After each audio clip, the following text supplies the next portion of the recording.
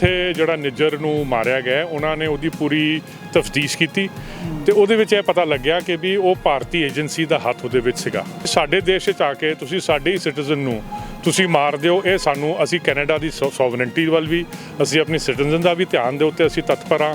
ਅਸੀਂ ਆਪਣੀ ਸੋਵਰਨਟੀ ਦਾ ਵੀ ਪੂਰਾ ਖਿਆਲ ਰੱਖਣਾ ਹੈ। ਐਕਚੁਅਲੀ ਇੱਕ ਬੜਾ ਵੱਡਾ ਕਦਮ ਚੱਕਿਆ ਹੈ ਕੈਨੇਡਾ ਨੇ। ਮੇਰੇ ਹਿਸਾਬ ਨਾਲ ਇੰਡੀਆ ਦੀ ਇਮੇਜ ਨੂੰ ਧੱਕਾ ਜ਼ਰੂਰ ਵੱਜਿਆ ਹੋਣਾ। ਜਿੱਥੇ ਤੁਸੀਂ 3 ਕਦਮ ਅੱਗੇ ਵਧੇ ਸੀਗੇ ਤੁਸੀਂ 100 ਕਦਮ ਪਿੱਛੇ ਚਲੇ ਗਏ ਹੋ ਇਹੋ ਜਿਹਾ ਕੰਮ ਕਰਕੇ। ਪੰਜਾਬ ਦਾ ਬਾਰਡਰ ਪੰਜਾਬੀ ਹੀ ਸੰਭਾਲਣਗੇ। ਇੰਡੀਆ ਦੀ ਇਮੇਜ ਜਿਹੜੀ ਬਾਹਰ ਗਈ ਹੈ ਉਹਦੇ ਵਿੱਚ ਵੀ ਮੇਰੇ ਖਿਆਲ ਇਹਦੇ ਵਿੱਚ ਸ਼ਾਇਦ ਇੰਡੀਆ ਦਾ ਹੀ ਘਾਟਾ ਹੈ।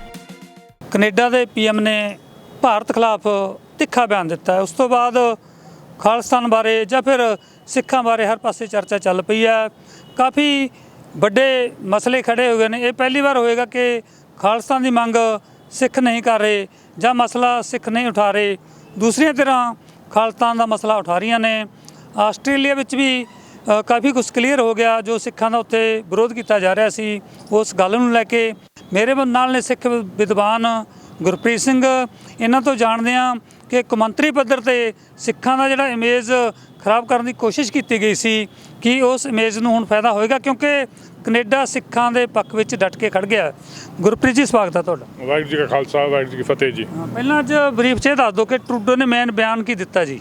ਦੇਖੋ ਜੀ, ਜੋ ਆਪਾਂ ਨੂੰ ਪਤਾ ਲੱਗਿਆ ਹੈ ਉਹਨੇ ਤਾਂ ਇਹੀ ਗੱਲ ਕੀਤੀ ਹੈ ਕਿ ਵੀ ਉੱਥੇ ਜਿਹੜਾ ਨਿੱਜਰ ਨੂੰ ਮਾਰਿਆ ਗਿਆ ਉਹਨਾਂ ਨੇ ਉਹਦੀ ਪੂਰੀ ਤਫਤੀਸ਼ ਕੀਤੀ ਤੇ ਉਹਦੇ ਵਿੱਚ ਇਹ ਪਤਾ ਲੱਗਿਆ ਕਿ ਵੀ ਉਹ ਭਾਰਤੀ ਏਜੰਸੀ ਦਾ ਹੱਥ ਉਹਦੇ ਵਿੱਚ ਸੀਗਾ। ਤੇ ਉਸ ਤੋਂ ਬਾਅਦ ਉਹਨਾਂ ਨੇ ਫਿਰ ਇਹ ਗੱਲ ਕੀਤੀ ਹੈ ਕਿ ਵੀ ਦੇਖੋ ਇਹ ਚੀਜ਼ ਕਿਉਂਕਿ ਉਹ ਭਾਵੇਂ ਇੱਥੋਂ ਗਿਆ ਸੀਗਾ ਕੈਨੇਡਾ ਬਟ ਉੱਥੇ ਕੈਨੇਡੀਅਨ ਸਿਟੀਜ਼ਨ ਬਣ ਗਿਆ ਸੀਗਾ। ਸੋ ਕਹਿੰਦੇ ਨੇ ਕਿ ਵੀ ਸਾਡੇ ਦੇਸ਼ 'ਚ ਆ ਕੇ ਤੁਸੀਂ ਸਾਡੇ ਹੀ ਸਿਟੀਜ਼ਨ ਨੂੰ ਤੁਸੀਂ ਮਾਰ ਦਿਓ, ਇਹ ਸਾਨੂੰ ਅਸੀਂ ਕੈਨੇਡਾ ਦੀ ਸੋਵਰਨਟੀ ਵੱਲ ਵੀ ਅਸੀਂ ਆਪਣੀ ਸਿਟੀਜ਼ਨ ਦਾ ਵੀ ਧਿਆਨ ਦੇ ਉੱਤੇ ਅਸੀਂ ਤਤਪਰ ਹਾਂ। ਅਸੀਂ ਆਪਣੀ ਸੋਵਰਨਟੀ ਦਾ ਵੀ ਪੂਰਾ ਖਿਆਲ ਰੱਖਣਾ ਹੈ। ਸੋ ਅਸੀਂ ਇਹ ਚੀਜ਼ ਨਹੀਂ ਹੋਣ ਦੇਣੀ ਮਤਲਬ ਕਿ ਹਿਊਮਨ ਰਾਈਟ ਦੇ ਉੱਤੇ ਤੁਸੀਂ ਇੱਦਾਂ ਠੀਕ ਹੈ ਤੁਹਾਨੂੰ ਕੋਈ ਪ੍ਰੋਬਲਮ ਸੀਗੀਆਂ ਸਾਨੂੰ ਦੱਸ ਦੇ, ਅਸੀਂ ਸਾਡਾ ਸਿਟੀਜ਼ਨ ਸੀਗਾ ਅਸੀਂ ਉਹਦੇ ਨਾਲ ਲੀਗਲੀ ਜਿਹੜਾ ਵੀ ਕੰਮ ਕਰਦੇ ਸੀ ਆਪਾਂ ਕਰ ਲੈਣਾ ਸੀਗਾ। ਪ੍ਰਤੀਕਰਮ ਇੰਡੀਆ ਦਾ ਇਸ ਮਾਮਲੇ ਨੂੰ ਲੈ ਕੇ ਕਿਸ ਤਰ੍ਹਾਂ ਦਾ ਹੈ?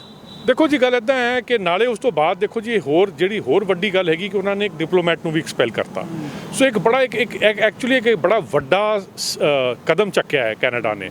ਤੇ ਇੰਡੀਆ ਦੀ ਜਿਹੜੀ ਇਮੇਜ ਜਿਹੜੀ ਗਈ ਹੈ ਵਰਲਡ ਵਾਈਡ ਇਸ ਕਰਕੇ ਇਹ ਤਾਂ ਟਾਈਮ ਦੱਸੇਗਾ ਬਟ ਮੇਰੇ ਹਿਸਾਬ ਨਾਲ ਇੰਡੀਆ ਦੀ ਇਮੇਜ ਨੂੰ ਧੱਕਾ ਜ਼ਰੂਰ ਵੱਜਿਆ ਹੋਣਾ। ਜਿਹੜਾ G20 ਵਾਲੇ ਇਵੈਂਟ ਦੀ ਵਾਹਵਾ ਖੱਟਰੇ ਸੀ ਉਹ 'ਤੇ ਵੱਡੇ ਸਵਾਲ ਖੜੇ ਹੋ ਗਏ ਨੇ ਜਾਂ ਕਹਿ ਲਓ ਉਸ ਵਾਹਵਾ 'ਤੇ ਰੋਕ ਲੱਗ ਗਈ, ਇੱਕ ਨਵਾਂ ਪੰਗਾ ਪੈਦਾ ਹੋ ਗਿਆ। ਦੇਖੋ ਜੀ ਉਹ ਕਿਉਂਕਿ ਇਹਨੇ ਇਹ ਵੀ ਗੱਲ ਕੀਤੀ ਹੈ ਕਿ ਵੀ ਆਣਸਾਰ ਇਹਨੇ ਇਹ ਜਿਹੜੀ ਰਿਪੋਰਟ ਹੈ ਇਹ ਪਤਾ ਲੱਗਿਆ ਕਿ ਵੀ ਇਹ ਰਿਪੋਰਟ ਪਹਿਲਾਂ ਹੀ 2-3 ਹਫ਼ਤੇ ਪਹਿਲਾਂ ਹੀ ਇਹਨਾਂ ਕੋਲ ਸੀਗੀ।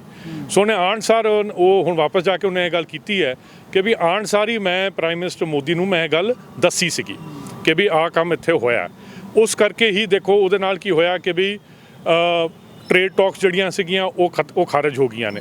ਠੀਕ ਹੈ ਨਾ। ਹੁਣ ਦੇਖੋ ਇੰਡੀਆ ਅਗਰ 5ਵੇਂ ਸਥਾਨ 'ਤੇ ਹੈਗਾ ਇਕਨੋਮਿਕ ਕਰਕੇ ਤੇ ਕੈਨੇਡਾ ਵੀ 7ਵੇਂ ਸਥਾਨ 'ਤੇ ਹੈਗਾ। ਤੇ ਇਹ ਤਾਂ ਹੈ ਨਹੀਂ ਕਿ ਵੀ ਕੈਨੇਡਾ ਇੱਕ ਮਤਲਬ ਇੱਕ ਇਹੋ ਜਿਹਾ ਕੰਟਰੀ ਹੈ ਜਿਹਨੂੰ ਆਪਾਂ ਇਗਨੋਰ ਕਰ ਦਈਏ। ਛੋਟੀ ਤਾਕਤ ਆਪਾਂ ਕਹਿ ਸਕਦੇ ਨਹੀਂ ਕਹਿ ਸਕਦੇ ਨਾ, ਛੋਟੀ ਨਹੀਂ ਹੈਗੀ। ਹੋਰ ਵੀ ਕੈਨੇਡਾ ਦਾ ਹੋਰ ਵੀ ਮਹੱਤਵਪੂਰਨਤਾ ਕੈਨੇਡਾ ਦੀ ਬਣ ਜਾਂਦੀ ਆ।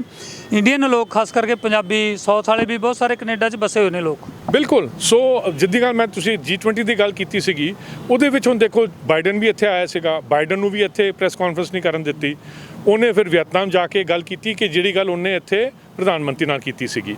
ਸੋ ਇਹ ਜਿਹੜੀ ਚੀਜ਼ਾਂ ਨੇ ਨਾ ਇਹ ਮੈਨੂੰ ਸਮਝ ਨਹੀਂ ਆਈ ਗੱਲ ਕਿ ਅਗਰ ਤੁਹਾਡੇ ਨਾਲ ਕੋਈ ਬੰਦਾ ਗੱਲ ਕਰਦਾ ਹੈ ਤੁਸੀਂ ਉਸ ਗੱਲ ਦਾ ਅਗਰ ਤੁਸੀਂ ਸਮਝੋ ਕਿ ਵੀ ਉਹ ਗੱਲ ਗਲਤ ਹੈ ਤੇ ਤੁਸੀਂ ਇੱਥੇ ਉਹਦੇ ਨਾਲ ਆਮਨੇ ਸਾਹਮਣੇ ਕਿਉਂ ਨਹੀਂ ਹੋ ਜਾਂਦੇ ਕਿ ਕਹਿੰਦੇ ਕਿ ਵੀ ਠੀਕ ਹੈ ਵੀ ਜੋ ਤੇਰੀ ਇਨਫੋਰਮੇਸ਼ਨ ਹੈ ਉਹ ਗਲਤ ਹੈ ਵੀ ਇੱਥੇ ਇਹੋ ਜਿਹਾ ਕੋਈ ਕੰਮ ਨਹੀਂ ਹੈਗਾ। ਹੁਣ ਉਹ ਬੰਦਾ ਤੁਸੀਂ ਉਹਨਾਂ ਨੂੰ ਅਲਾਉ ਨਾ ਕਰੋ ਇੱਥੇ ਗੱਲ ਕਰਨ ਦੀ, ਉਹ ਬਾਹਰ ਜਾ ਕੇ ਗੱਲ ਕਰ ਲੈਣ। ਦੇਖੋ ਇਹਦਾ ਇੰਪ੍ਰੈਸ਼ਨ ਜਿਹੜਾ ਹੈ ਨਾ ਇਹਦਾ ਇੰਪ੍ਰੈਸ਼ਨ ਭਾਰਤ ਲਈ ਬਹੁਤ ਮਤਲਬ ਗਲਤ ਜਾਂਦਾ ਹੈ ਦੁਨੀਆ ਭਰ। ਇੱਕ ਪਾਸੇ ਤੁਸੀਂ ਕਹਿੰਦੇ ਹੋ ਅਸੀਂ ਇੱਕ ਵਰਲਡ ਪਾਵਰ ਬਣਨਾ ਚਾਹੁੰਦੇ ਹਾਂ ਬਟ ਤੁਸੀਂ ਉਹ ਜਿਹੜਾ ਟਰਾਂਸਪੇਰੈਂਸੀ ਵਾਲੀ ਗੱਲ ਹੈਗੀ ਉਹਨੂੰ ਤੁਸੀਂ ਉਭਾਰ ਕੇ ਨਹੀਂ ਲੈ ਕੇ ਆ ਰਹੇ।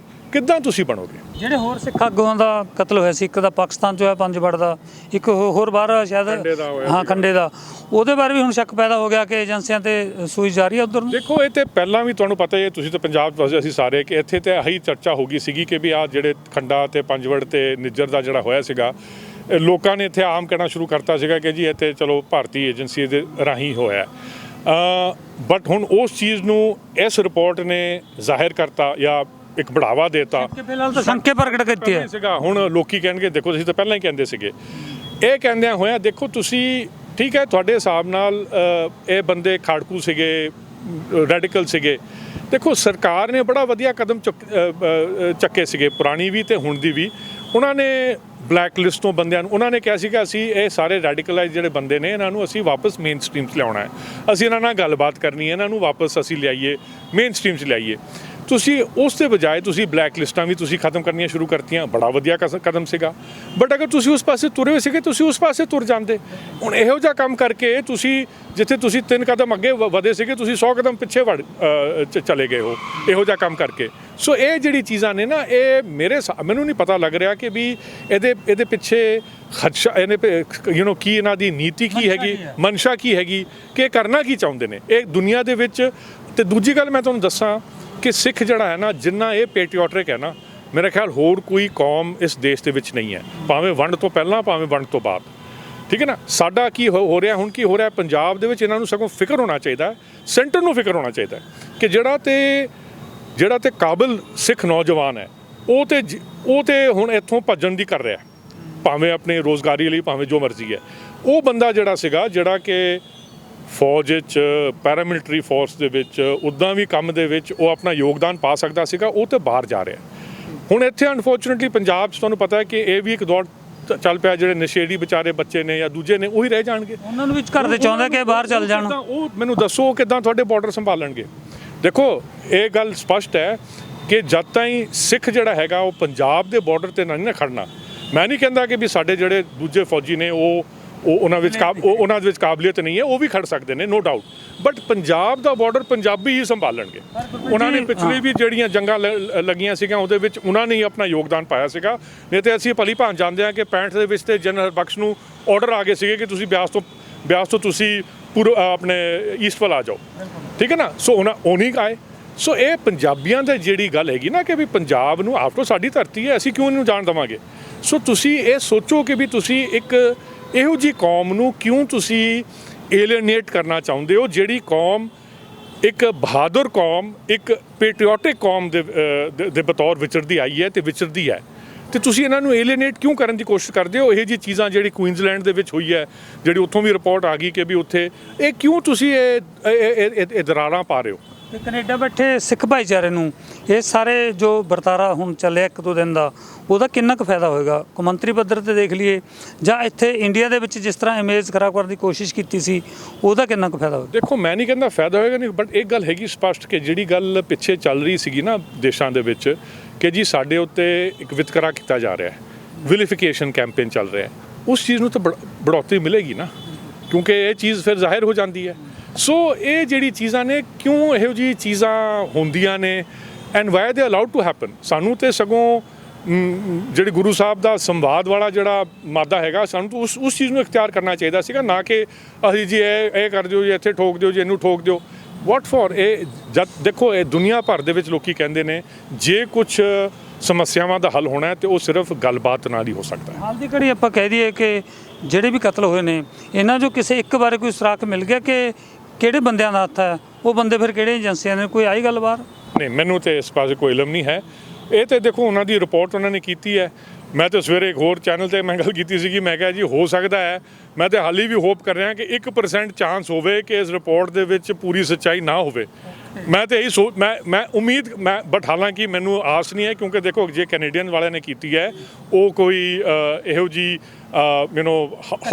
ਹਲਕੀ ਫਿਲਕੀ ਰਿਪੋਰਟ ਨਹੀਂ ਬਣਾਉਣਗੇ। ਉਹਨਾਂ ਨੇ ਜਿਹੜਾ ਇਹ ਕਦਮ ਚੱਕਿਆ ਹੈ ਇੱਕ ਬਹੁਤ ਗੰਭੀਰ ਕਦਮ ਹੈ ਤੇ ਕੋਈ ਕੰਟਰੀ ਇਹੋ ਜਿਹਾ ਕਦਮ ਨਹੀਂ ਚੱਕਦੀ ਜਦ ਤੱਕ ਉਹਦੇ ਹੱਥ ਨਾ ਪੂਰੇ ਜਾਂ ਉਹਦੇ ਪੱਕੇ ਹੋਣਗੇ, ਉਹਦੇ ਕੋਲ ਪੱਕੀ ਇਨਫੋਰਮੇਸ਼ਨ ਹੋਵੇ। ਸੋ ਇਹ ਜਿਹੜਾ ਕੰਮ ਹੋਇਆ ਨਾ ਇਹ ਦੋਨੋਂ ਦੇਸ਼ਾਂ ਲਈ ਆਫ ਕੋਰਸ ਹਾਨੀਕਾਰਕ ਤਾਂ ਹੈ ਹੀ ਹੈ। ਇੰਡੀਆ ਦੀ ਇਮੇਜ ਜਿਹੜੀ ਬਾਹਰ ਗਈ ਹੈ ਉਹਦੇ ਵਿੱਚ ਵੀ ਮੇਰੇ ਖਿਆਲ ਇਹਦੇ ਵਿੱਚ ਸ਼ਾਇਦ ਇੰਡੀਆ ਦਾ ਹੀ ਘਾਟਾ ਹੈ। ਠੀਕ ਹੈ। ਜਸਟਿਨ ਟਰੂਡੋ ਨੇ ਜੋ ਪਾਰਲੀਮੈਂਟ ਵਿੱਚ ਬਿਆਨ ਦਿੱਤਾ ਹੈ ਭਾਰਤ ਖਿਲਾਫ, ਆਪਣੇ ਆਪ ਦੇ ਵਿੱਚ ਕੌਮਾਂਤਰੀ ਪੱਧਰ ਤੇ ਵੱਡਾ ਮਸਲਾ ਹੈ ਤੇ ਹੁਣ ਸਿੱਖਾਂ ਬਾਰੇ ਕੇਂਦਰ ਸਰਕਾਰ ਕੀ ਸੋਚੇਗੀ ਜਾਂ ਕਿਸ ਤਰ੍ਹਾਂ ਦਾ ਪ੍ਰਤੀਕਰਮ ਦੇਵੇਗੀ ਇਹ ਆਉਣ ਵਾਲੇ ਦਿਨਾਂ ਦੇ ਵਿੱਚ ਪਤਾ ਲੱਗੂ। ਪਰ ਹਾਲ ਦੀ ਘੜੀ ਵੱਡੇ ਸਵਾਲ ਇੰਡੀਆ ਤੇ ਜਾਂ ਕਹਿ ਸਕਦੇ ਹਾਂ ਇੰਡੀਆ ਦਾ ਨਾਂ ਹੁਣ ਬਦਲ ਕੇ ਭਾਰਤ ਕਰਤਾ। ਭਾਰਤ ਤੇ ਵੱਡੇ ਸਵਾਲ ਜ਼ਰੂਰ ਖੜੇ ਹੋ ਗਏ ਨੇ। ਸੋ ਦੇਖਦੇ ਹਾਂ ਆਉਣ ਵਾਲੇ ਦਿਨਾਂ ਦੌਰਾਨ ਇਹ ਮਾਮਲਾ ਕਿੰਨਾ ਕੁ ਤੂਲ ਫੜੇਗਾ। ਕੈਮਰਾਮੈਨ ਪ੍ਰੀਤ ਦੇ ਨਾਲ ਦਰਸ਼ਨ ਸਿੰਘ ਖੋਖਰ, ਚੰਡੀਗੜ੍ਹ।